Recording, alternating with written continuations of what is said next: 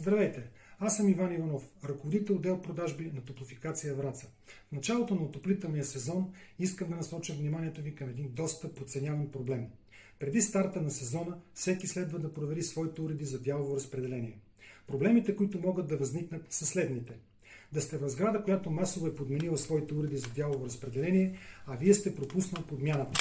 В този случай своевременно се свържете с вашата фирма за дялово разпределение и насрочете ден и час за посещение. Установили сте уред, който е изгаснал. При него на визуалния дисплей няма никакви показатели. Констатирали сте дефектирал уред. При него излиза съответния тип грешка, довела до дефекта. Признаците на изтощена батерия е възможно да се установят с икона изтощена батерия в долен десен ъгъл на уреда или избледнели пиксели. За да избегнете изброените ситуации и последващо служебно начисление, проверете на време своите уреди и сигнализирайте своевременно вашата фирма за дялово разпределение. Избирайки уреди за дялово разпределение с дистанционен отчет, които са с доказано качество, вие си гарантирате ясни и точни сметки. За повече подробности абонирайте се за нашия YouTube канал.